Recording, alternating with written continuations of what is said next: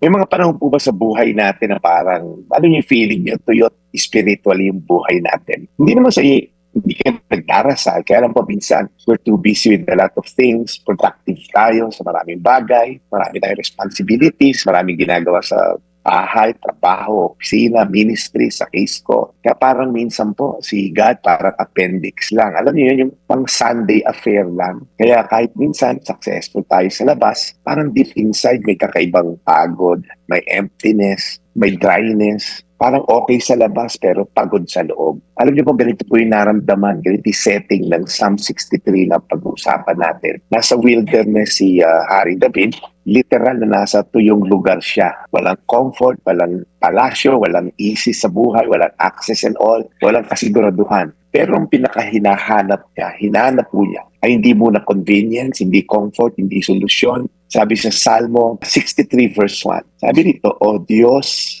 kayo ang aking buhay. Kayo ang aking Diyos. Hinahanap-hanap ko kayo, nananabik ako sa inyo ng buong puso't kaluluwa, na tulad ng lupang tigang sa ulan. Alam niyo po sa English, sabi niya, Lord, you are my God, I earnestly seek you. Hindi sinabi ni David na, hanap muna ako ng tubig, Lord, diyan ka lang. Hanap muna ako ng pagkain, diyan ka lang. Ang una po niyang hinanap ay ang Diyos mismo. Dito natin makikita yung puso ng isang taong passionate po sa pagpurso kay God. Hindi kailangan lumapit sa Diyos kapag may kailangan lang or kapag okay ng yung spiritual na buhay. Dapat hanapin natin ng Diyos araw-araw. Kaya sabi niya sa isang version, I thirst for you. Yung uhaw po ay hindi casual feeling. Kapag uhaw ka, hindi mo sasabihin, mamaya na lang. Hindi, hanap akong tubig kasi hindi ko na kaya. Ganun po itsura daw.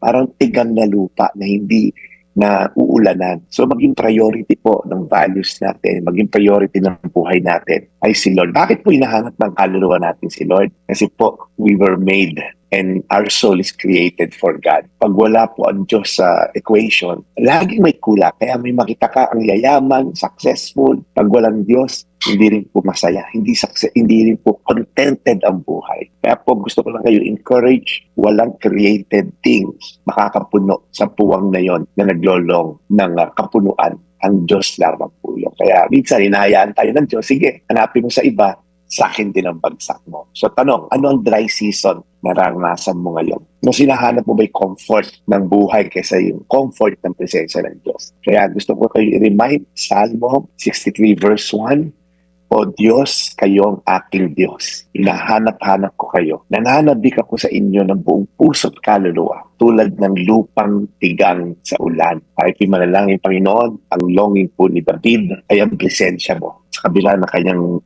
napakaraming na experience na karangyaan sa buhay, lahat ito'y baliwala kung wala ka rin. Kaya Lord, tulungan mo kami magkaroon ng puso na katulad ni Haring David, na ang una niyang hinahanap sa umaga, ang presensya mo. Ang huli niyang kasama sa gabi, ang presensya mo. Salamat Lord sa kabutihan mo sa mga kababayan namin ngayon, maraming nagkadalamhati, mga namatayan sa lindol o nalunod na anak, Lord.